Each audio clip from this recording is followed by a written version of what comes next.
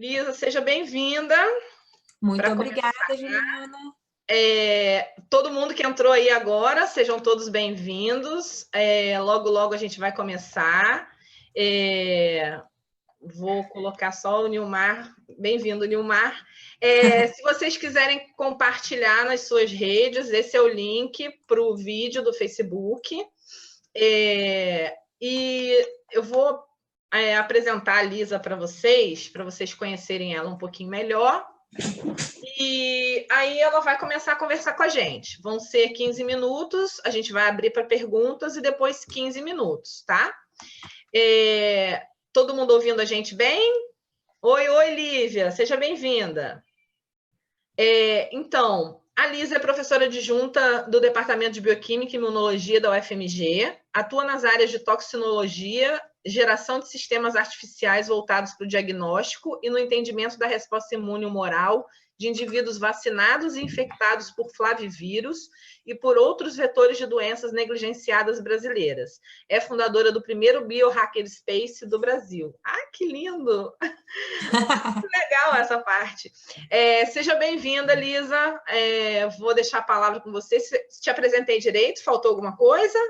Apresentou super bem. Muito obrigada, né, pelo convite. É um super prazer falar com vocês. É algo novo para mim, né, participar de um webinário.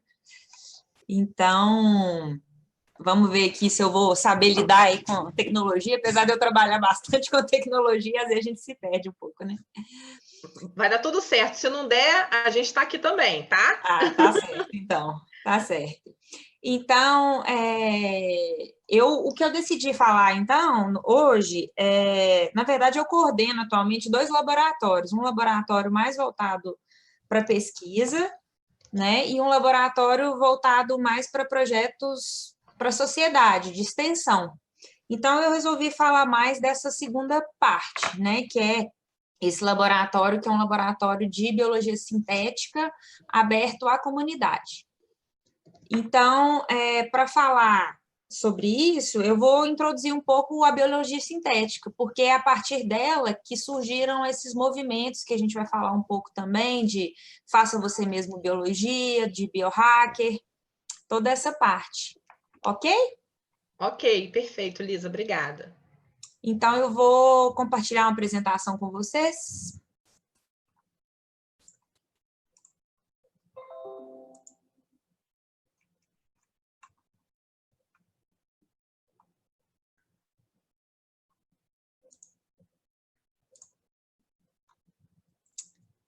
Ok, imagino que está todo mundo vendo a apresentação. Deixa eu ver aqui se eu consigo...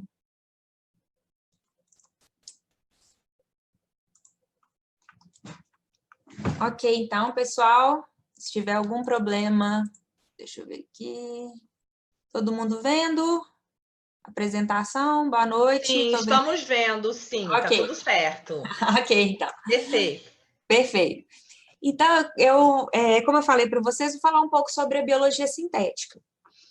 Então, não sei se vocês já ouviram falar de ideias de iluminar, por exemplo, cidades com organismos vivos.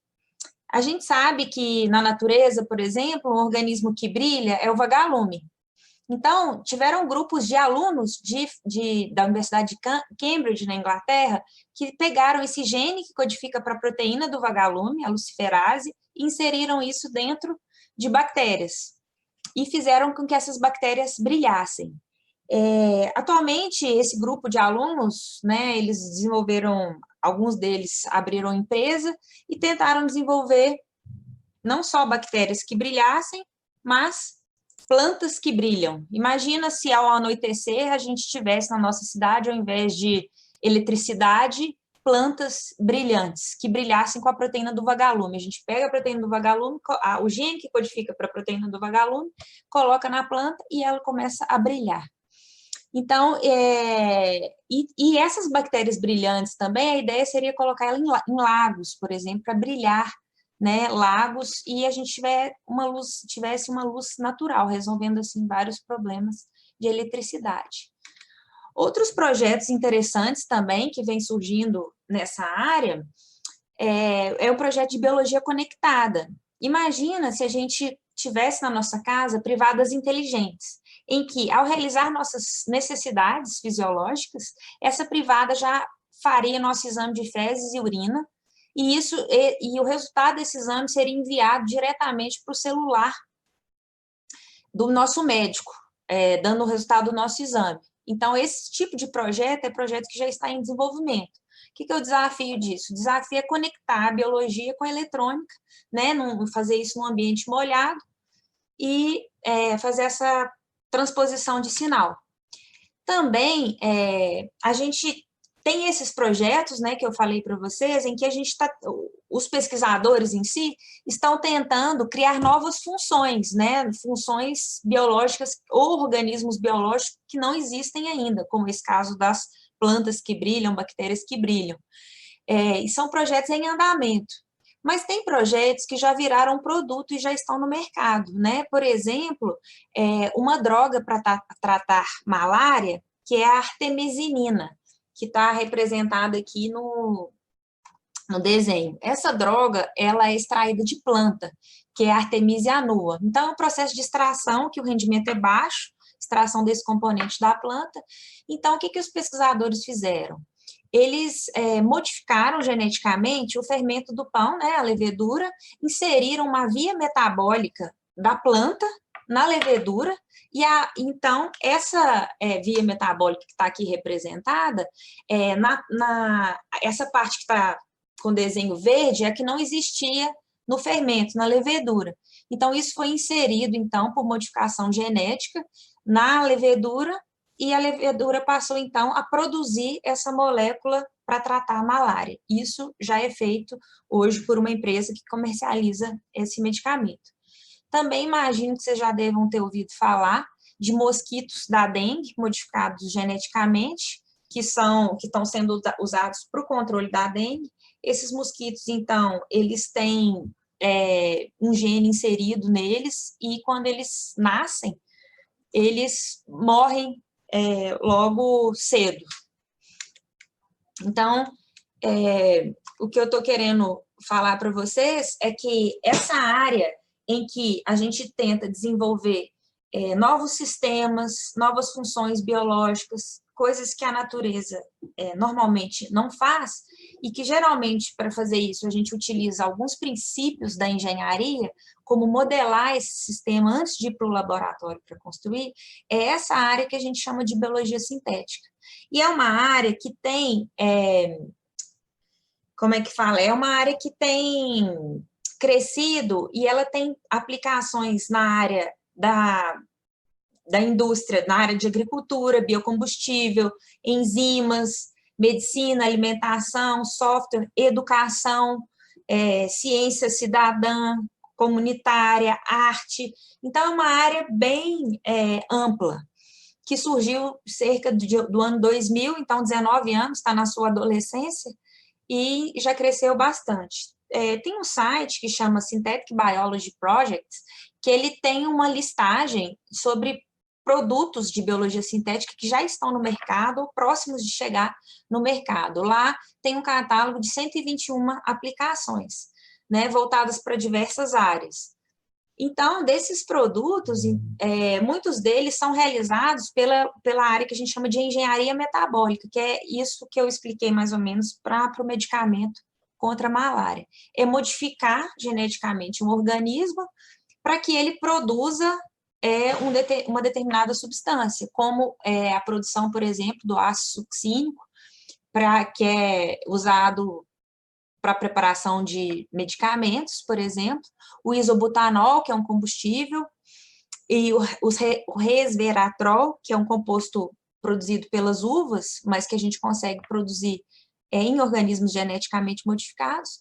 Mas a biologia sintética não se limita, né, a organismos geneticamente modificados. Ela pode também ser usada na modificação de proteínas, na engenharia molecular. A gente pode conhecer a estrutura e a função de uma proteína e tentar otimizar aquilo para que ela fique mais eficiente. Isso é o caso, por exemplo, da celulase, que é usada para o tratamento de bagaço de cana, para quebrar a celulose e produzir um combustível de nova geração. Além disso, por exemplo, como eu falei para vocês, não só de organismos, a biologia sintética não se limita a modificar organismos. Eu participei de um projeto na França, em que a ideia era construir sistemas artificiais utilizados para o diagnóstico. Esses sistemas artificiais são células sintéticas, células, entre aspas, porque, na verdade, são... A nossa ideia é encapsular vias metabólicas dentro de uma vesícula artificial e que essas vesículas contenham reações bioquímicas e que a gente consiga detectar sinais nessas vesículas. E que isso seria um diagnóstico.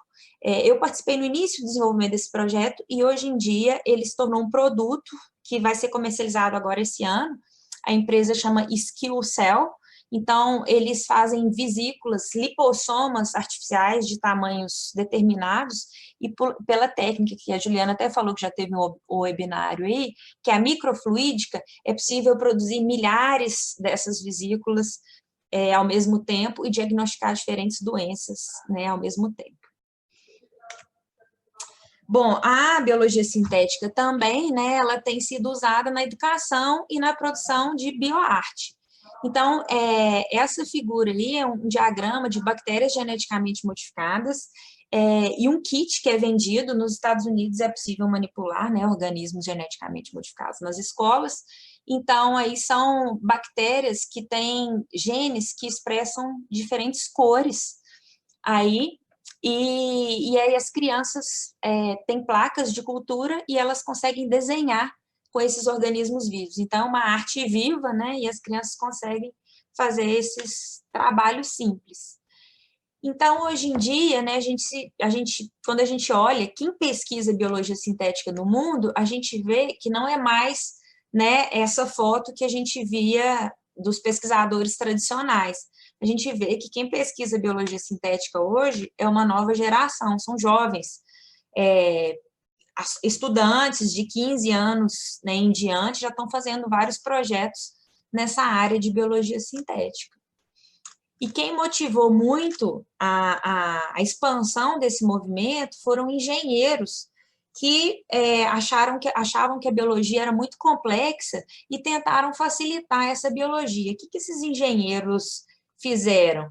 Eles criaram partes biológicas, eles falaram que a biologia era muito complexa, a gente tinha que simplificar, transformá-la em partes que pudessem ser combinadas, como legos biológicos, para que novos sistemas e novas funções pudessem ser criadas.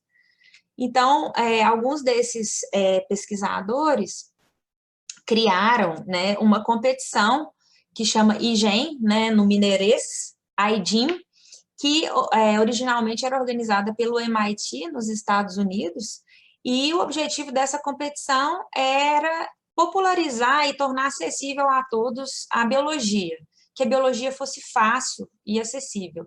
E, para isso, realmente, os pesquisadores dessa competição, eles criaram esses biobricks, que são os tijolos biológicos. O que são os biobricks? São sequências de DNA que têm determinadas funcionalidades. Então, uma sequência de DNA por si só, ela tem determinadas características. Por exemplo, uma sequência de DNA, ela pode codificar para uma proteína, como aquele caso da luciferase, da proteína do vagalume. Então, aqui a gente pode colocar uma sequência de DNA que codifica para a proteína do vagalume, ou para uma proteína fluorescente verde, vermelha, e assim por diante. Mas, além de ter, né, esses tijolos biológicos serem várias regiões codificadoras, por exemplo, eles podem ser várias regiões promotoras. Promotor é uma região do DNA em que a RNA polimerase se liga, e é através dessa ligação que é feita a transcrição. E essa transcrição, ela termina quando ela encontra uma região terminadora. Então, esses engenheiros criaram um catálogo dessas partes biológicas, contendo centenas de regiões promotoras diferentes, regiões codificadoras diferentes, regiões terminadoras diferentes, e também, a gente sabe que a RNA polimerase, ela sintetiza RNA, faz o trabalho de transcrição, e que a gente precisa dos ribossomos para sintetizar as proteínas e fazer a tradução. Para o ribossomo produzir as proteínas, ele precisa encontrar uma região no RNA que a gente chama de RBS, Ribosome Binding Site, e esse RBS ele precisa estar na fita lá do DNA para que ele seja transcrito em RNA. Então, basicamente, né, as regiões promotoras, o RBS, as regiões codificadoras, são essas moléculas que fazem parte desses tijolos biológicos, em que o MIT tentou, dessa maneira, popularizar, né, e que a parte de montar esse Lego biológico, um sistema biológico engenheirado, fosse fácil e possível para todos. Então, aqui, só vou explicar aqui rapidamente como é que funciona essa competição que o MIT organiza, e aí depois a gente pode partir para as perguntas. Então, como eu falei para vocês, né, a gente tem esses tijolos biológicos que os engenheiros, então, bolaram, e o que é essa competição que o MIT organiza, o IGEM? Então, eles enviam, vocês estão vendo aí na primeira figura, tem 5 plaquinhas, cada placa dessa tem mais de 300 dessas sequências de DNA inseridas em plasmídeos. Então, aí a gente tem mais de 1000 fragmentos de DNA diferentes. Então, a gente tem um catálogo dessas partes biológicas. E o desafio, então, é que os alunos, né, as pessoas participantes, empresários também, alunos de ensino médio também estão participando, desenvolvam uma solução para o problema que eles têm a partir dessas partes biológicas. E se não tiverem essas partes biológicas no kit, eles são estimulados, então, a criar suas próprias partes biológicas. Então, isso é o que está representado aí na primeira foto. Na segunda, eles falam também que, antes de ir para o laboratório construir esse sistema biológico, vamos modelar esse sistema, ver quais são as condições ideais, como otimizar esse sistema antes de ir para o laboratório construir, ou quais perguntas a gente tem ali para responder, que a modelagem pode nos ajudar, e a gente depois validar com o sistema biológico. Então, a gente faz uma modelagem biológica, e uma coisa muito importante é que esses dados, na figura de baixo, que tem a página aí, CardBio, os alunos, então, têm que disponibilizar tudo que eles fizeram de modelagem computacional e experimentação para toda a comunidade, para que a comunidade, se quiser, possa reproduzir esses experimentos. E, além disso, na última foto aí, é preciso também divulgar e compartilhar isso com a sociedade, sobre o trabalho, sobre a ciência e o que esse projeto que é realizado pretende. Então, isso aí, por exemplo, é um exemplo de um projeto que nós participamos pela primeira vez em 2013, na UFMG, que eu coordenei uma equipe de alunos de graduação, a maioria deles, e a ideia dos alunos foi desenvolver um sistema bacteriano para o diagnóstico de doenças cardíacas, porque a gente sabe que a principal causa de mortalidade no mundo hoje são as doenças cardíacas.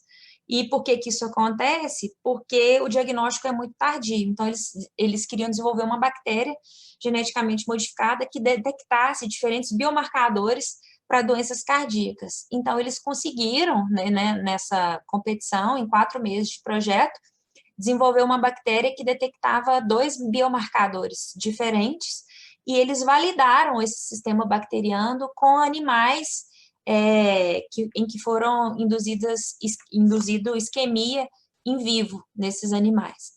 Então, isso dando um exemplo bem superficial e geral para vocês, né, dessa área que é a biologia sintética.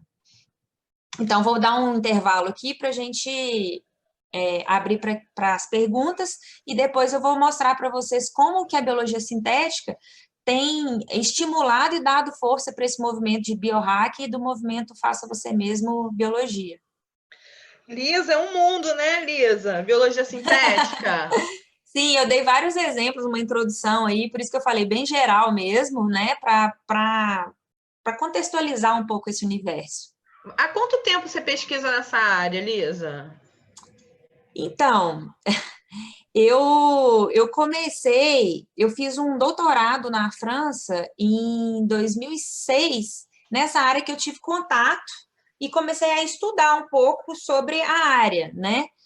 A área surgiu, né? Os primeiros artigos são do ano de 2000, então eu comecei a ver sobre isso em 2006, a pensar sobre a área, mas na verdade não a trabalhar diretamente. Foi em 2008, quando eu fui fazer meu pós-doutorado na França, que eu comecei a trabalhar lá com isso. Na época, a gente desenvolveu um CAD para desenho de sistemas artificiais, igual a gente tem AutoCAD para projetar casas, a gente desenvolveu na época um BioCAD, que era para projetar sistemas artificiais sintéticos, livre de organismos vivos, né, sem engenharia genética, com vias bioquímicas. Bacana. Você pode só parar de compartilhar a tela para a gente ver melhor, que tem algumas perguntas aqui para você. Eu acho que uma delas você vai responder na segunda metade, mas eu vou te fazer a pergunta mesmo assim, tá? O Robson Soares, ele é da Federal de Mato Grosso, e ele está perguntando se a biologia sintética seria a Revolução Industrial 5.0. Exatamente. Eu penso que a biologia sintética é um conceito perfeito. Até um biólogo sintético, ele já falou sobre isso. Então, o Robson entendeu aí completamente. A biologia sintética é a revolução industrial. Por que que é a revolução industrial? Porque a gente não vai mais deter ela em laboratórios especializados dentro de universidade. Isso vai ser já acessível para a comunidade. E quando isso sai, né, dos domínios da universidade, das empresas, e fica acessível para a comunidade, isso realmente vai gerar uma revolução industrial, né? É uma revolução industrial. A Lilian Braga está falando que você pesquisa isso desde o ano 2000 e só agora que ela está vendo isso. Tipo assim, para ela é novidade. Ela falou que não tinha ouvido falar disso ainda, né? Mas muitas pessoas ainda não ouviram falar exatamente em biologia sintética, né, Elisa? Assim, a princípio... Sim, muitas pessoas. A gente aqui, eu trouxe aqui para a UFMG, na verdade, eu comecei a trabalhar em 2008, né, com biologia sintética. No meu laboratório, atualmente, a gente trabalha um pouco, mas não só com biologia sintética, mas a gente tenta desenvolver soro contra picada de animal peçonhento sintético, sem passar pela imunização de cavalos, por exemplo. Então, isso aí a gente tem que aprender um pouco da biologia básica primeiro, para depois, né, fazer a sintética, vamos dizer assim. Então, a gente combina muito o entendimento da biologia básica para fazer a sintética. E é normal, muitas pessoas não ouviram falar. A biologia sintética é jovem, né? Tem 19 anos aí de estudo, e no Brasil são poucos grupos que trabalham com isso. Então, acho que é bem normal ela nunca ter ouvido falar. Lilian, é muito interessante mesmo. E assim, se você pensar em outros conceitos, né, também recentes, economia circular, está vinculado à biologia sintética, né, arte ciência, bioarte, como se chama. Então, tem vários outros conceitos, né, Elisa, novos conceitos, né, que estão atrelados. Você mesmo, biologia,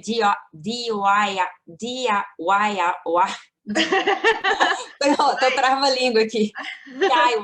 DIY Bio, né? Que é o Do It Yourself Bio. E tem até uma outra questão do Ted Talbot lá no Facebook, o pessoal do Facebook, oi, tudo bem? Ele tá perguntando, ele é da Bahia, e ele está perguntando qual a diferença entre biologia sintética e biohacking.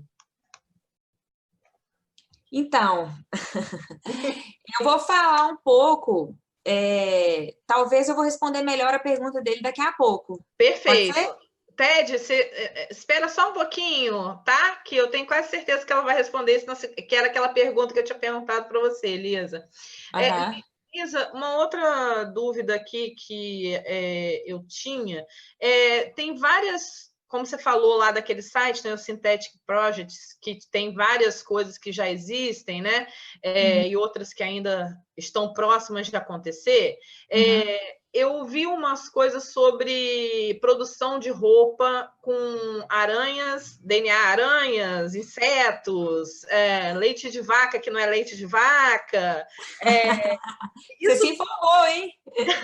Não, é porque são coisas interessantes, né? Tipo, por exemplo, leite de vaca que foi veganos, né? Essa questão, como é que a biologia sintética e os veganos se encontram aí, né? Como é que isso Então, funciona? tem um laboratório na Califórnia que é um laboratório aberto para a comunidade, em que tem um grupo de pessoas entusiastas que querem produzir um queijo vegano e Uhum, sem usar o leite de vaca. E o que eles estão fazendo? Eles estão expressando algumas proteínas do leite em laboratório, né? Por exemplo, caseína, algumas outras proteínas do leite, uhum. e para tentar fazer essa consistência do queijo sem usar o animal, né? Sem usar o leite, propriamente dito. E essa Nesse coisa da caso. roupa é verdade? Tipo, Essa coisa da roupa, né? é real já ou é uma coisa ainda... Essa coisa da roupa, por exemplo, saiu até, acho que, não sei se foi em 2016, até um artigo na Nature, na Science, Ah, então... o pessoal estava usando filamentos de fungo para produzir tecido. Certo, certo. Então, biomaterial, né? Uhum. Que tem muita elasticidade, resistência à temperatura. Então, são fungos. A roupa é crescida numa placa de Petri, né? O fungo cresce na placa de Petri. E aí, de acordo com o meio de cultura, as pessoas testam diferente meio de cultura, e para ver a elasticidade, a resistência, as propriedades desse couro fúngico, por exemplo. Isso é uma das aplicações, né, nessa área. Então, assim, por exemplo, a biomimética, ela tem muito a ver com, assim, é uma área correlata ou parceira, vamos dizer assim, da biologia sintética? Sim, porque a gente se inspira muito na natureza, né, para fazer as coisas. A natureza, vamos dizer, a nossa perfeição, Uhum, né? E a gente quer, às vezes, trabalhar um pouco com aspectos da natureza, igual esse caso da proteína do vagalume, né? uhum. Criar coisas que a natureza não faz em laboratório, ou às vezes a natureza faz alguns processos, né, de transferência gênica, a natureza faz isso, só que demora um tempo maior. Agora, pegando um pouquinho mais fundo, assim, para a gente ver, porque como aqui a gente tem várias pessoas de várias áreas de conhecimento, pessoas que já estão pesquisando coisas muito próprias e pessoas que se interessaram pela área. Quais áreas de conhecimento, assim, por exemplo, se eu quisesse agora começar a pesquisar com biologia sintética, eu sou um graduando, ou se eu for um pesquisador que esteja trabalhando com RNAi, com RNA de transferência, coisas mais assim específicas, assim. Quais são os caminhos, quais laboratórios? Eu sei que você aí é bem aberta a colaborações, né, Elisa? Mas, assim, nem todo mundo está pertinho, assim, às vezes não dá para... Como é que funciona isso? Quais são as áreas de conhecimento? O que a gente pode pegar? Que dicas que você pode dar para pessoas que estão ouvindo a gente, estão interessados nesse tema? Então, Juliana, ótima pergunta, porque assim, como pesquisar em biologia sintética? Na verdade, isso é muito amplo. É a mesma coisa da gente falar assim, como pesquisar em biologia, como pesquisar em bioquímica. Então, acho que o ideal seria saber, dentro da biologia sintética, qual que é a área que a pessoa se interessa mais, né? Porque tem gente da biologia sintética que desenvolve software para simulação, né? Para o desenho de moléculas ou desenho de sistemas artificiais. Então, assim, a área é muito ampla. Então, acho que o primeiro passo é identificar qual que é a área realmente de interesse, né, da pessoa. Depois, como a biologia sintética é muito multidisciplinar, aqui a gente trabalha com bioquímica, biologia molecular, bioinformática, imunologia. Então, a gente é um pouco a interface dessas várias áreas. Então, tudo depende da pergunta. O que você quer fazer? Então, acho que esse é o principal. O que você quer fazer na área? e depois direcionar os estudos para isso. O Ted está lá no Facebook perguntando sobre a química orgânica, né? Mas eu acho que agora você respondeu, né? Sim, aqui depende, exatamente, Síntese depende da química área. e química orgânica, né? Síntese química, ele está falando. Então, a síntese química, o que os biólogos sintéticos, muitos deles têm tentado fazer, é substituir a síntese química pela síntese dentro de um organismo vivo, por exemplo. Produzir vanilina, ao invés de produzir em laboratório, você vai engenheirar um organismo para fazer aquela produção, por exemplo. Não, perfeito. E a gente tem mais uma pergunta, Rubens Dumont, lá no... Não sei se você conhece esse rapaz. O Rubens está... Bom, ele é da Fiocruz Minas, né? Está parabenizando você pela apresentação e ele está dizendo que a pergunta dele é sobre o escalonamento dessas estratégias para a produção de leite sintético, carne, hambúrguer, tecido. Ele falou que avançamos na tecnologia, mas questões éticas ainda não estão completamente esclarecidas. E até que ponto poderíamos ter essa realidade sintética na nossa rotina, né? Então, isso é super interessante, essa pergunta, porque, assim, cada país tem uma regulamentação diferente ética, né? Os Estados Unidos é bem mais flexível, acho que o Brasil é um pouco intermediário e a Europa é bem mais conservadora. Então, tanto que essa parte de organismo geneticamente modificado, quando eu trabalhei na França, o pessoal queria fazer sistemas artificiais sem trabalhar com organismos geneticamente modificados, justamente pelas questões éticas, até se a gente for desenvolver um sistema diagnóstico, né, por questões de biossegurança e todas essas questões. Então, assim, nessa área de carne sintética, eu não sei exatamente em qual nível de desenvolvimento isso está, se já está sendo escalonado ou não. Eu sei que vários grupos têm avançado bastante nessa área. Na área do queijo vegano, assim, na verdade, o que eu sei são amadores, na verdade. Amadores não, pessoas que têm interesse na área, mas que não têm necessariamente uma formação, que estão desenvolvendo esse projeto. Então, às vezes, demora um tempo maior para chegar ali no produto.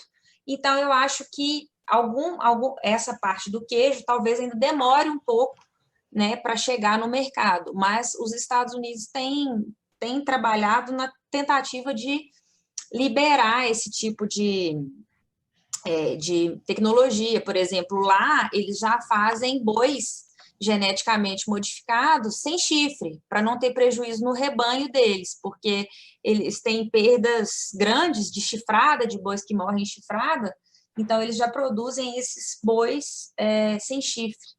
Mas Né? como é que está a nossa legislação para isso, Lisa? Porque, assim, você vai falar isso também no segundo bloco, já já a gente vai passar para lá, mas você está com o primeiro Biohacker Space no Brasil.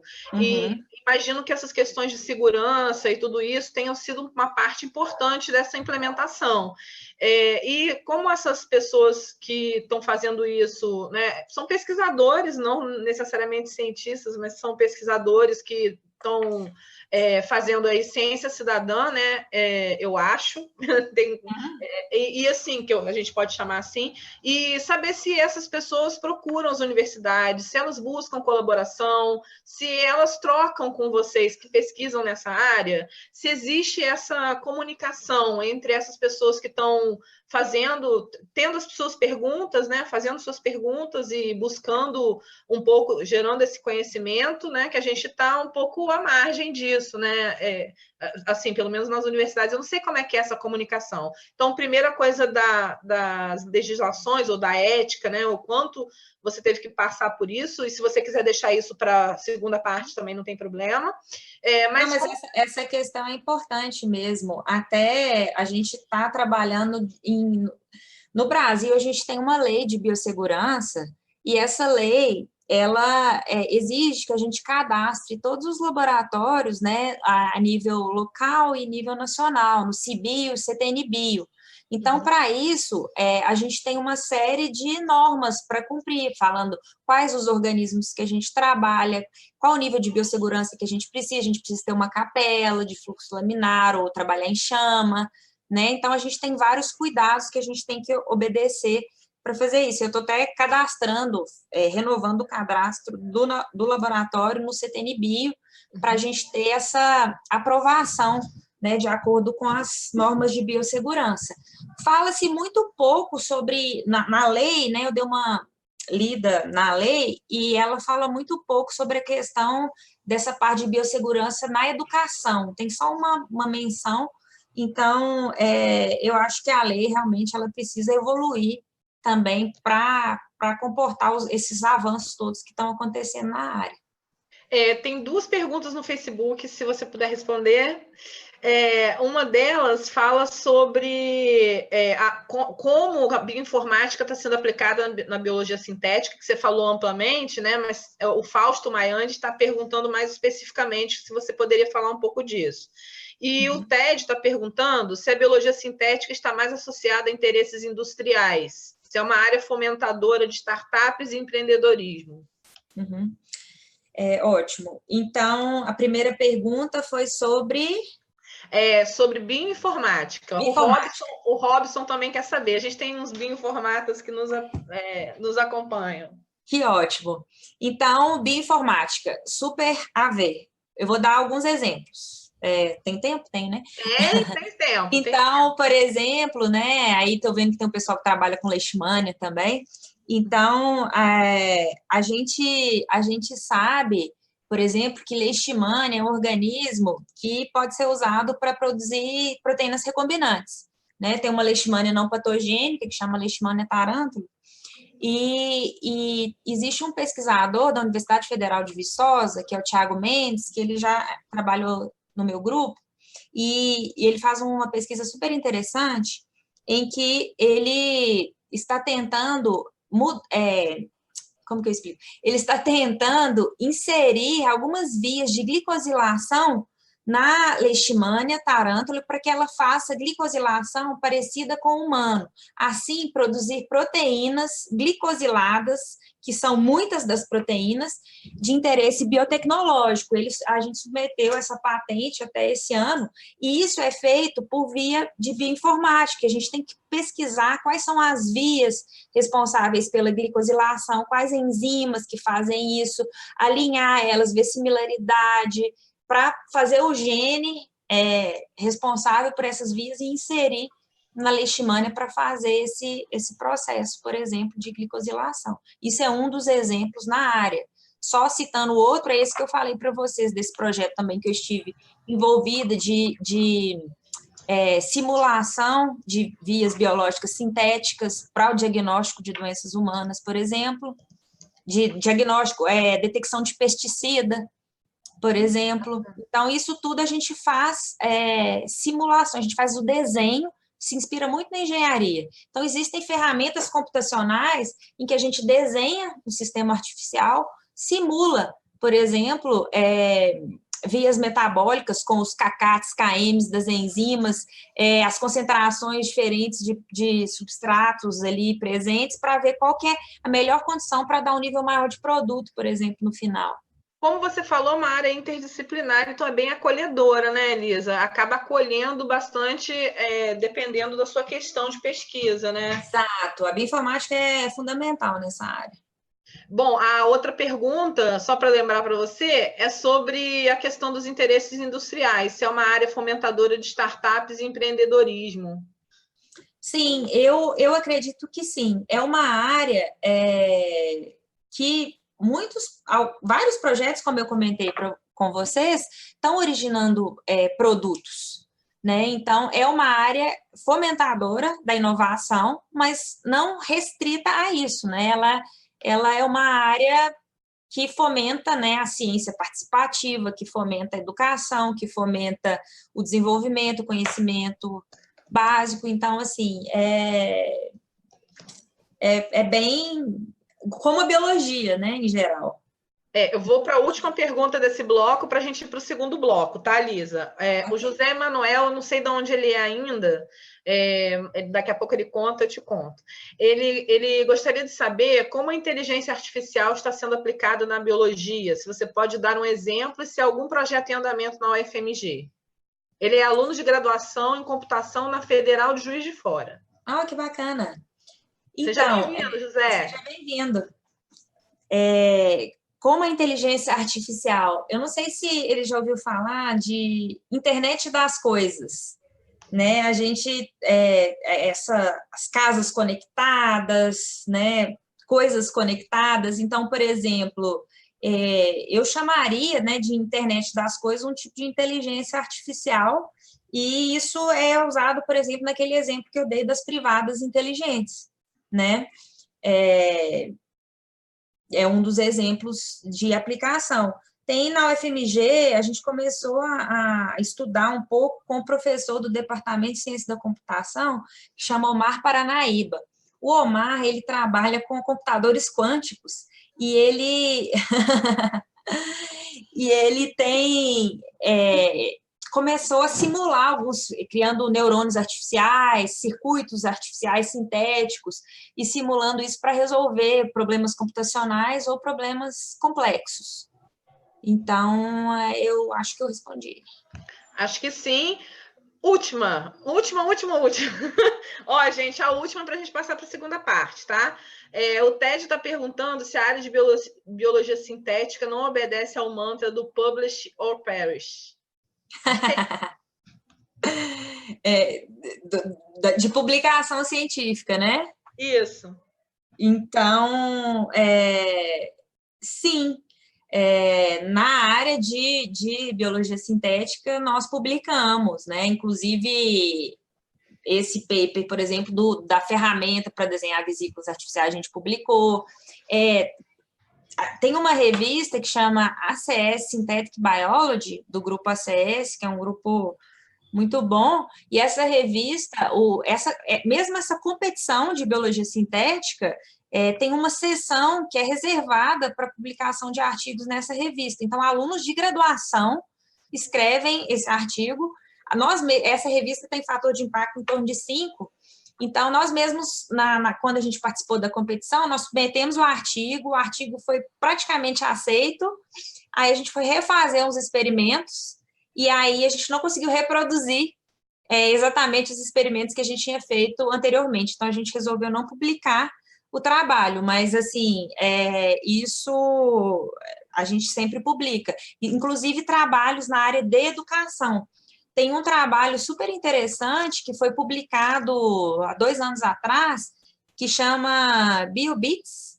É um projeto de educação em que os pesquisadores desenvolveram um kit de expressão de proteína livre de organismos modificados. Então, eles extraem, né, o ribossomo, a polimerase, a maquinaria genética dos micro-organismos e transformaram isso num kit para ensino de bioquímica em escolas, livre de organismos, né? Então, tira o organismo para não ter nenhum problema, e eles publicaram isso numa revista que é Trends in Biotechnology, de impacto 11, por exemplo. Então, na área de educação.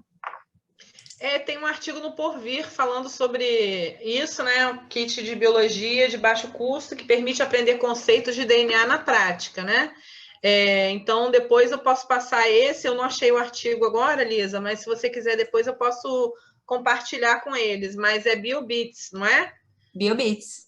Tá, eu vou tentar encontrar nesse intervalo. Eu posso compartilhar. Eles têm um vídeo, eles têm o paper, é bem interessante. Bacana. Se você puder depois compartilhar, vou tentar procurar enquanto você está falando da segunda etapa. Então, vamos para a segunda parte? Vamos lá. Então, vamos lá. Obrigada pelas perguntas, foi ótimo. Imagina, a gente que agradece as respostas.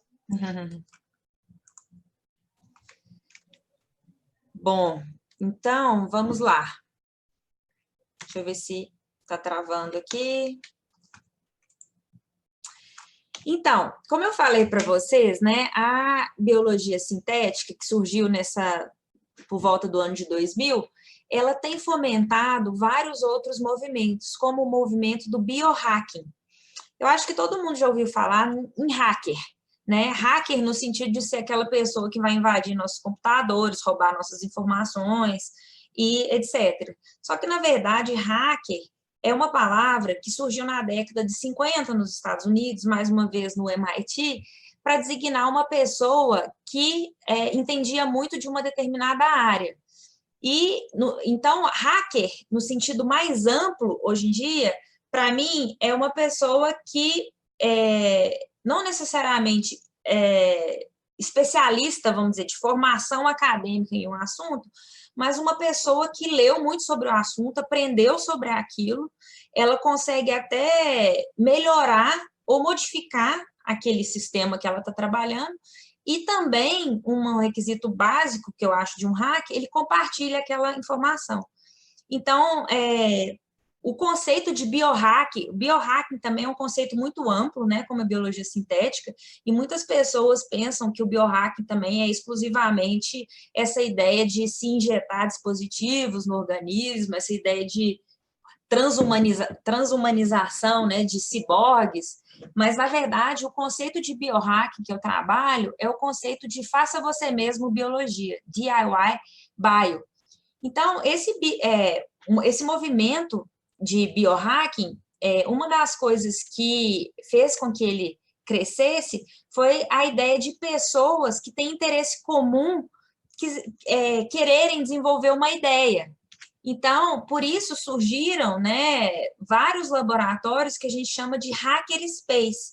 O que é um hackerspace? A gente fala que é o terceiro lugar, igual a gente tem nossa casa, o nosso trabalho, o hackerspace seria o terceiro lugar. Um lugar que abriga uma comunidade que é capaz de dar suporte para que um indivíduo ou um grupo de indivíduos consiga realizar suas ideias por meio do hacking, que é aprender, modificar ou melhorar e compartilhar aquilo, nesse conceito de hacking que a gente está trabalhando. Então, isso é um hackerspace, e hoje em dia no mundo existem milhares de hackerspace, principalmente voltados para a área de computação, engenharia, né, até em garagem de casas das pessoas, hackerspace ou também makerspaces, que são derivações que têm diferenças sutis, né, entre si, mas, no entanto, biohackerspace já é bem mais limitado. A gente tem páginas que agrupam essas comunidades de hackerspace e biohackerspace. Biohackerspace, no último levantamento que a gente fez, tinha cerca de 60 no mundo, que são laboratórios do tipo hacker, né, em que pessoas entusiastas querem aprender, modificar ou melhorar sistemas biológicos e compartilhar isso com a comunidade. Então, eu vi aí que tem bastante gente do Rio, né? No Rio, o pessoal está tentando, acho que, transformar, não sei em que pé que está, o OLAB em biohackerspace, lá já é um makerspace, né? Mas e transformar ele em biohackerspace. Que eu saiba, a gente não tem nenhum outro ainda em pleno funcionamento, biohackerspace. E, então, acho que essa é a ideia de biohackerspace que eu quis compartilhar com vocês, e falar também o que é feito nesses lugares. Então, é feito uma diversidade enorme de projetos, como, por exemplo, esse aqui é um biohackerspace da Alemanha, em que pessoas da redondeza ali que moram perto do espaço, eles ficaram irritados porque tinham cachorros, né, deixando suas fezes espalhadas pela rua. E sempre na mesma região. Então, o que eles fizeram? Eles coletaram, se não me engano, foi a saliva de vários dos cachorros ali, para procurar qual que era o cachorro que estava fazendo as fezes ali, e o dono não estava recolhendo. Então, eles fizeram uma análise genética molecular, né, daqueles cachorros ali, para ver qual que era o cachorro que estava fazendo suas necessidades. Nossos alunos aqui queriam testar se a carne, o churrasquinho vendido no Mineirão, era de gato ou não, mas acho que eles não começaram ainda esse projeto. Então, também tem pessoas tentando fazer iogurtes que produzam drogas. Por exemplo, o iogurte, que, na verdade, nada mais é do que a utilização de bactérias, né? Esse iogurte possui bactérias, como os lactobacilos. Então, a ideia tem determinadas pessoas que estão tentando produzir o Prozac dentro dessas lactobacilos, em laboratório. E uma das coisas que chama muita atenção nesses hackerspace, nesses espaços abertos à comunidade, bio-hackerspace, é o envolvimento grande de artistas que tem começado a aparecer. Então, isso aqui é um dos primeiros hackerspace dos Estados Unidos, no Brooklyn, e eles receberam uma artista lá, e essa artista fez essa exposição aí que chama Stranger Visions.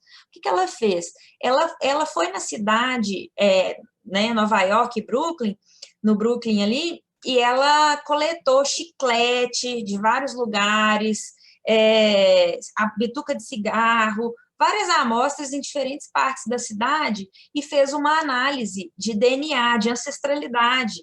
Existem empresas já que comercializam alguns kits para ver algumas características genéticas, né? Então, ela coletou essas amostras, fez um kit, fez uma análise genética, e aí ela fez um programa para reconstituir a face dessa pessoa baseada naqueles dados genéticos que ela encontrou.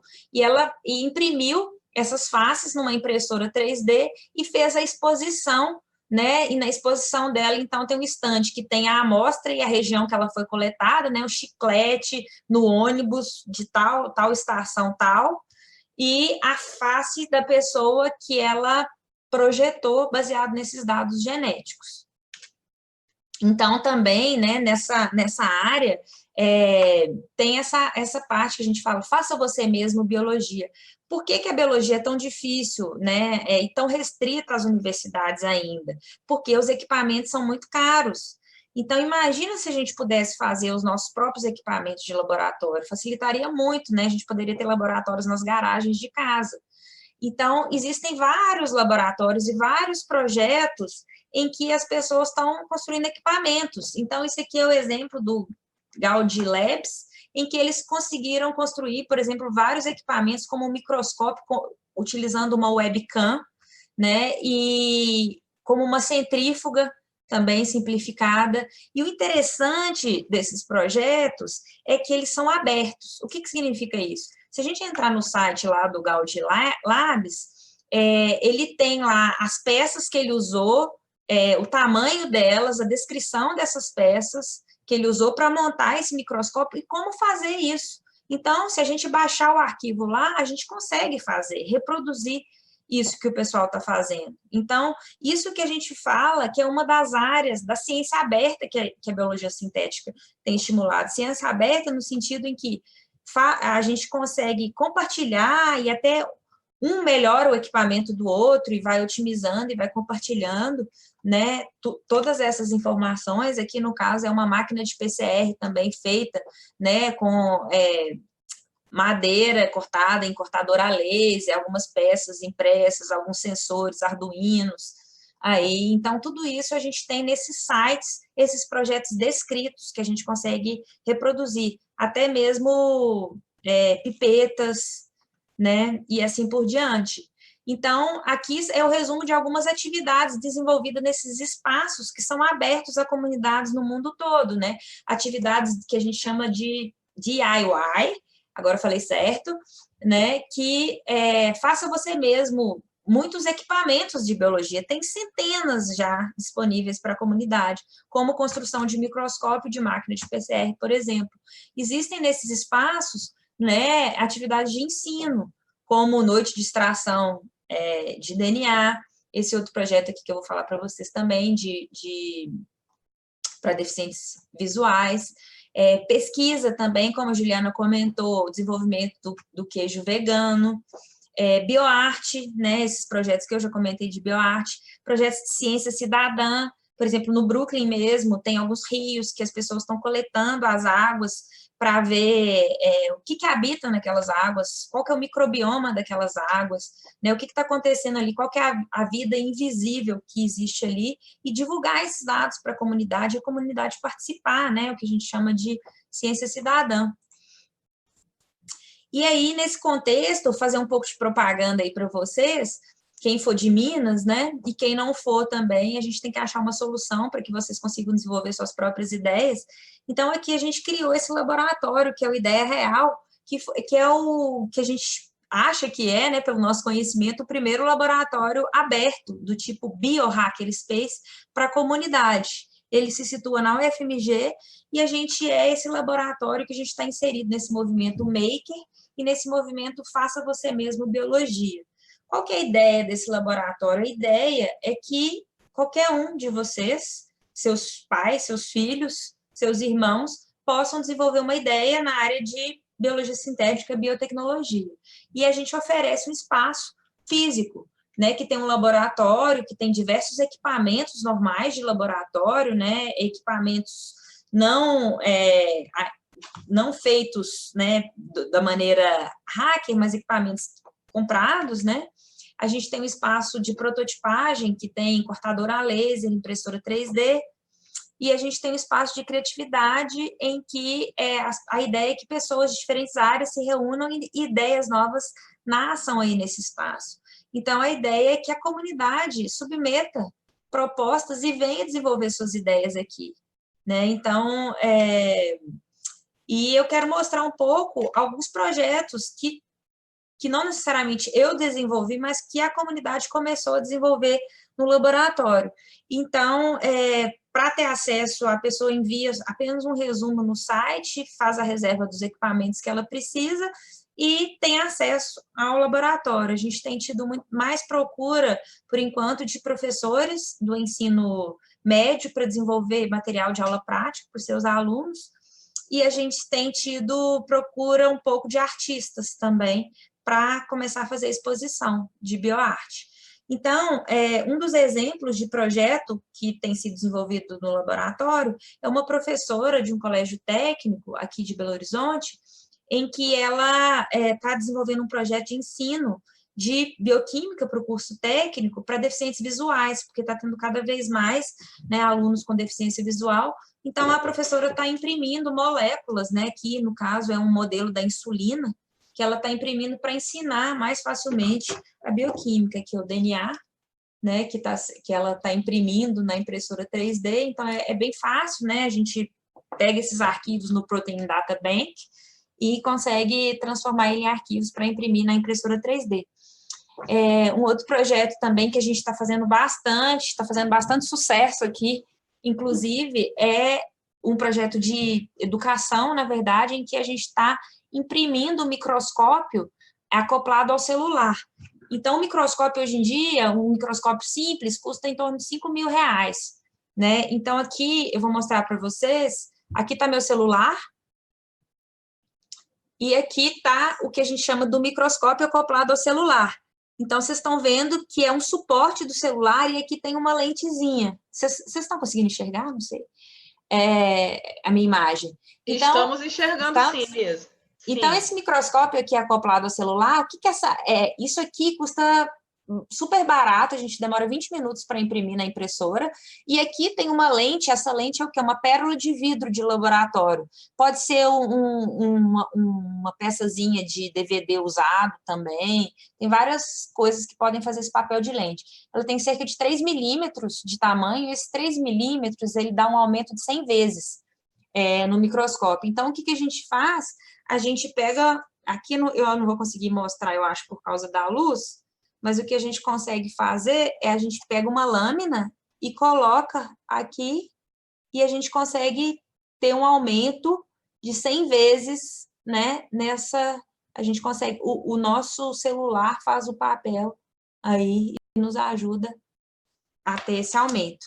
Então, esse microscópiozinho aqui, ó, eu tirei ele agora do celular, é um clips, na verdade, com uma pérola de vidro. A gente tem usado ele nas escolas e talvez vai se transformar até em um produto para que seja acessível a escolas em geral. Então, a gente tem feito algumas pecinhas de laboratórios mais simplificadas também, hacks, por exemplo, de Eppendorf, caixinhas para colocar lâmina, impressas também. Então, esses aqui são alguns dos exemplos, né, que a gente começou, abriu as portas em 2018, é isso que a gente está fazendo. Então, uma das coisas que nós ajudamos a fazer esse ano também, eu sei que nosso tempo está acabando, então eu vou falar aqui rapidamente. Uma das coisas que a gente ajudou a fazer esse ano foi um grupo de pessoas da Belas Artes, da Escola de Belas Artes, queria recriar uma exposição de um bioartista que chama Eduardo Cax. O Eduardo Cax, ele é brasileiro, mas ele é professor nos Estados Unidos. E o que ele fez uma obra que chama Gênesis. O que é essa obra? Aqui tem em preto aqui, está escrito uma frase da Bíblia, do livro Gênesis, da Bíblia. Então, o que o Eduardo Cac fez? Ele transformou essa frase da Bíblia em código Morse e transformou o código Morse em uma sequência de DNA. Essa sequência de DNA, ele colocou num plasmídio junto com uma proteína fluorescente verde. E ele inseriu isso dentro das bactérias e fez uma exposição em que as pessoas podiam acionar remotamente uma luz ultravioleta para ver essa fluorescência, e isso era projetado num telão, assim como a sequência de DNA e assim como a frase da Bíblia. E ao final da exposição, depois de alguns dias, a ideia é sequenciar e ver as mutações que houveram nessa sequência, porque a luz ultravioleta causa mutação, e ver qual que foi a mudança que houve nessa frase da Bíblia. Então, a gente recriou nós não, né? Nós auxiliamos apenas os artistas, né, da Faculdade de Belas Artes a recriar essa exposição que foi exibida esse ano aqui em BH, decorrente da visita do Eduardo Cax aqui no Brasil. A gente participou também de uma exposição, Tudo Está no DNA, em que membros do laboratório criaram poesias de DNA e também o que a gente chama de bioarte, mas de uma maneira muito simplista, né? Em que alunos, por exemplo, fizeram arte com bactérias fluorescentes verdes e vermelhas. Então, aí está um desenho com DNA com bactérias fluorescentes verdes e vermelhas que foi exibido aí numa exposição. Nós estamos tentando também, né, alguém perguntou aí sobre a questão da conexão com a empresa, né, então nós estamos fazendo conexão tanto com a comunidade, mas também com empresas, para que o laboratório seja sustentável e a gente consiga manter ele funcionando, mesmo devido ao corte aí de recursos, né, e por isso a gente está participando de programa para conseguir montar um negócio e fazer isso funcionar, além de oferecer alguns cursos, né, no espaço. A gente tem tido procura, por exemplo, para fazer curso de modelagem 3D, próteses, né, humanas e animais, por exemplo, esse tipo de curso que foi oferecido aqui no espaço, e levar, né, essa ciência aí para a comunidade. Esse é um dos meus objetivos, de trabalhar mais na parte de educação, né, nessa área aí. Então, como o nosso tempo aí já deu, eu vou deixar mais aberto para as perguntas aí de vocês. Ok? Ok, Lisa, incrível. Eu passei o site aqui para o pessoal também já. Você passou o BioBits aí? Passei porque já tinha gente interessada em saber como é que enviava projetos, né? Então, eu passei o site. E tem uma questão lá no... Primeiro, assim, antes de qualquer pergunta, parabéns pelo trabalho. Assim, obrigada. Incrível. Segunda coisa, eu vou pedir para você parar de compartilhar a tela. Se você puder mostrar, de novo, só a câmera do celular, se você puder, porque ficou pequenininho. A gente conseguiu ver, mas ficou pequenininho. Se você conseguir mostrar para a gente de novo... Tá. O meu celular com o microscópiozinho no meu celular? Isso. Só porque ficou pequenininho, a gente vai conseguir ver melhor agora. Tá. E lembrando que nós temos um parceiro, que é o Conector Ciência, né? Que é o Felipe. Sim, o Felipe esteve aqui com a gente. Ah, que legal, é mesmo? Sim, ele esteve aqui, ele queria fazer o logo do Conector Ciência com as bactérias modificadas. Só que no dia, não sei o que aconteceu, elas não floresceram. Entendi. Então, mas ele fez aqui, veio conhecer, a gente conversou, eu gosto muito do trabalho dele. E ele levou, só para dar um exemplo, né, de como esses microscópios realmente são incríveis, né? Porque ele levou para a Amazônia e fez um projeto chamado Microzônia, então ele foi e fez, e assim, é muito interessante de você poder realmente fazer isso, né? De você. O Felipe, no caso, ele utilizou um outro tipo de microscópio. Então, gente, tem dezenas de microscópios abertos já que as pessoas fazem. Ele faz um microscópio tipo de origami, não é bem origami, mas chama foldoscope, o que ele utiliza também. É um projeto aberto também, que é possível, você pode comprar já o foldoscope, que é barato, e montar, ensinar as crianças a montarem, ou você pode tentar desenvolver, né? Acho que está em torno de $30 o pronto. Isso, mais ou menos. Mas tem esse aí que, se você consegue montar gratuitamente também, né? Tem esse clipe. Nosso aqui, eu acho que vai sair talvez num custo máximo de R$10. Que legal, que legal. Mostra então, aí pra gente a câmera, então, Lisa. Aqui, olha aí, gente. Eu conectei, né? Aqui é a minha câmera do celular. Perfeito. E eu estou usando a câmera frontal. Eu coloco, então, aqui tem a lentezinha, que é a pérola de vidro. Quanto menor a pérola de vidro, maior o aumento. Né? Então, aqui, pérolas de vidro menorzinhas, a gente tem um aumento melhor ainda. Então, isso aqui, aquele microscópio, faz o mesmo papel daquele microscópio de 10 vezes, que é 10 da objetiva e 10 da ocular. Perfeito. Então, é 100 vezes, né? Então, não é um aumento enorme, mas já dá para ver muita coisa legal. Então, esse aqui, então, é ele, e isso aqui é uma lâmina que a gente pegou de epidídimo de rato. Ah, que legal. Mas fica muito legal com ácaro também, com organismos assim. Então, a gente coloca a câmera, mas toma luz, então não vai dar para vocês enxergar. Não, mas a gente entendeu o princípio, assim, não dá para ver por causa da luz, realmente. Vocês devem estar vendo uma corzinha aí, né? Isso, uma corzinha meio violeta. É a cor da histologia aí do epidídimo. Mas aqui eu consigo ver os túbulos certinho. Até os espermatozoides aí nos túbulos.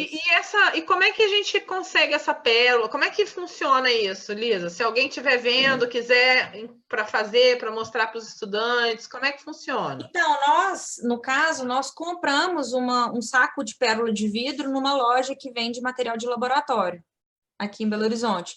Só que a gente comprou mais baratinho, então nem todas eram do mesmo tamanho, certinho. Então, a gente tem que fazer uma triagem. Perfeito. Então, tem gente em lugares que tem um laboratório de química, pessoas que fundem vidro, que fazem isso, são capazes de fazer essas pérolazinhas de vidro. Só para o pessoal. O Felipe mesmo, eu acho que ele tem usado como lente, às vezes, até DVD velho, tem um detectorzinho lá que você pode usar como câmera. Desmonta, né? E aí tira a parte. Vai em lixão, ferro velho, pega esses DVDs antigos, recupera a pecinha e usa.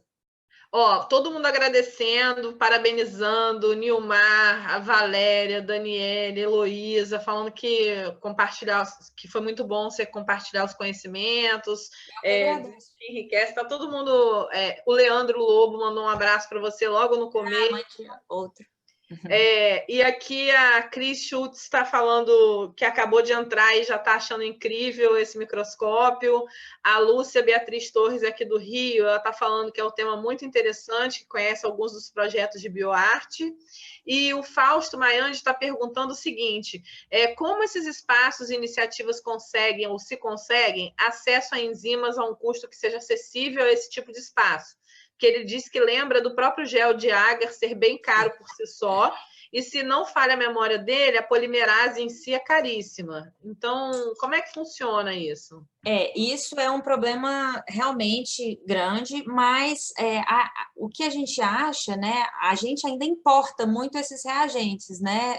A gente tem algumas empresas locais que comercializam, por exemplo, polimerase.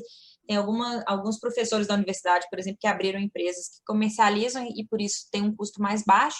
Mas, nesses espaços, geralmente, a gente oferece a infraestrutura e alguns reagentes. Mas as pessoas que vêm, elas têm que trazer esse tipo de material, né, que tem um custo mais alto. E como que essas pessoas conseguem adquirir esse material? Às vezes, por crowdfunding, às vezes por Sebrae, o Sebrae tem vários programas de apoio, às vezes o investidor anjo, que quer investir na ideia.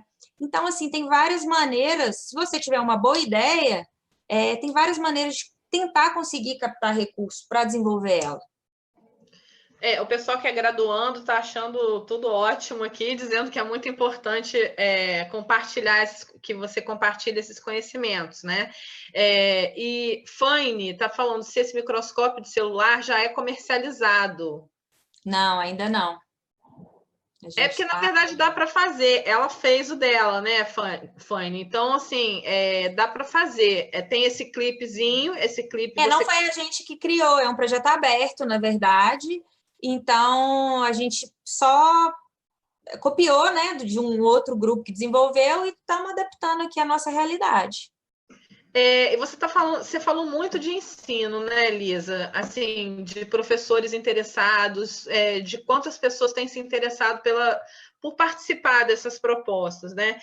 Isso está chegando mesmo nas escolas? Você tem acompanhado, assim, esses professores depois? Eles se interessam? Como é que está sendo essa reação? Você tem alguma referência? Então, o que está acontecendo é mais que, às vezes, são professores de escola particular que nos procuram, porque são eles que são incentivados, né, a fazer uma formação fora, a procurar esse tipo de coisa.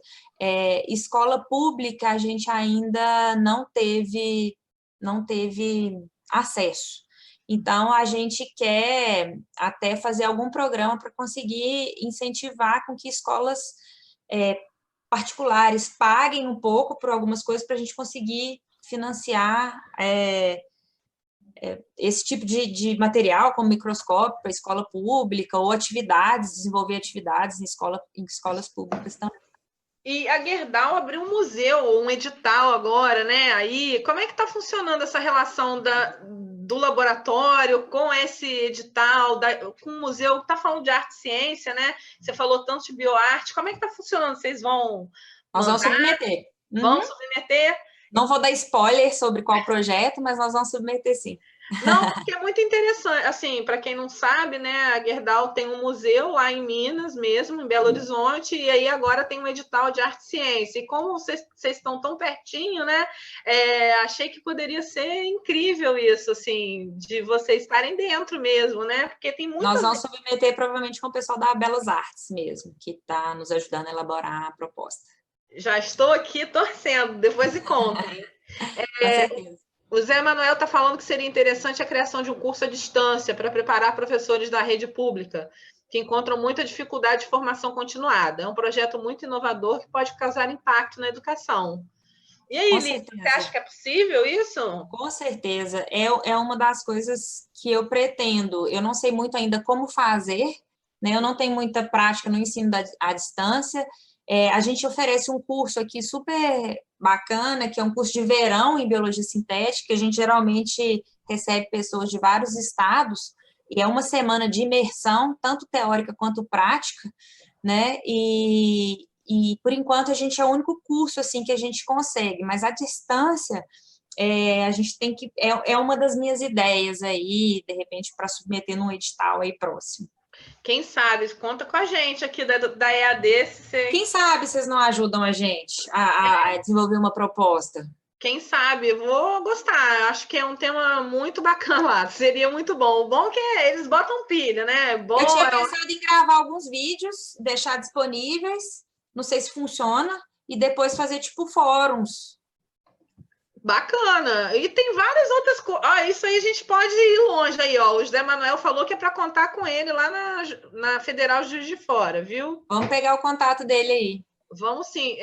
Zé Emanuel, você autoriza passar o seu e-mail para... Eu não sei, eu acho que Lisa, você disponibilizou o site, né? As pessoas que quiserem falar com você conseguem falar pelo site? Conseguem sim, pelo e-mail do laboratório.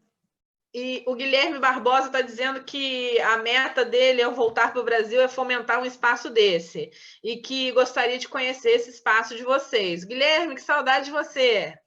Que bacana, o espaço é aberto, né, Guilherme? O espaço é de todo mundo. Eu estou atualmente como coordenadora, mas não serei para sempre. Quem sabe você não vem coordenar aqui nosso espaço? Não precisa montar outro. Guilherme está nos Estados Unidos agora, mas logo, logo ele volta, né, Guilherme? Faz tempo, Ele é de né? qual região? Ele é de São Paulo, né, Guilherme? Se eu não me engano, ele é de São Paulo, mas ele está nos Estados Unidos agora. Volta quando, Guilherme? Conta aí. Lisa, eu só tenho que. Nossa, nem sei. Eu queria um outro webinário já, porque são temas muito interessantes e é um tema longo, né? A Eu gente falei, igual eu falei, assim, eu não me aprofundei muito no tema, falei várias coisas gerais, só para a gente discutir mesmo sobre o assunto. A ideia era essa. Isso, a ideia era essa, mas estou falando, quando quiser voltar, retornar. Se quiser voltar, a porta está aberta, você sabe. Claro, Se claro. quiser É um um prazer, é um enorme prazer. curso EAD, a gente tá junto, a gente junta com o pessoal que quer levar a ciência e iniciação científica para a educação à distância. Quem sabe não sai uma coisa bacana. E eu também quero conhecer o espaço. Em breve, espero poder visitá-la em Belo Horizonte e estou torcendo já para o edital aí, dar tudo certo. E em breve a gente vê uma exposição de vocês. Ah, que bom, vai dar certo. Ó, gente, eu queria agradecer a todos vocês, muito obrigada. Vou deixar a Lisa Eu finalizar. também gostaria de agradecer, né, a todos. Foi ótimo participar, ver a curiosidade de vocês. A gente sempre aprende também, né, com as perguntas. Então, eu agradeço também, Juliana, pela iniciativa, né, e a todo mundo pela participação. Todo mundo agradecendo, o pessoal no Facebook dando abraço para você, Rubens falando que você é fera, é mesmo, ela é fera. E assim, o Guilherme está falando que é do interior de São Paulo, que está em São Francisco agora e acha que volta em 2 anos, mas tem que voltar antes para visitar, né? 2 anos. Com certeza. Daqui 2 anos espero que a gente consiga evoluir ainda bastante. Lisa, quantas pessoas trabalham hoje com você no seu laboratório? Assim, nesse projeto especificamente do laboratório da Ideia Real? Atualmente, então, é um laboratório aberto. Então, tem algumas pessoas fixas e outras visitantes, Bacana. né?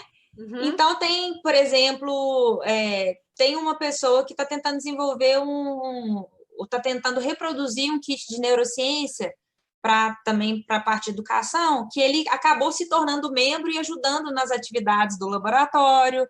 Então, assim, atualmente são cerca de 9 pessoas. Certo, certo. A gente tem uma pessoa fantástica, que é o Paulo Liano, que ele é bolsista de apoio técnico do laboratório atualmente, ele é engenheiro químico, e tem ajudado assim, extremamente, né? E a gente tem bolsista de iniciação científica também no espaço.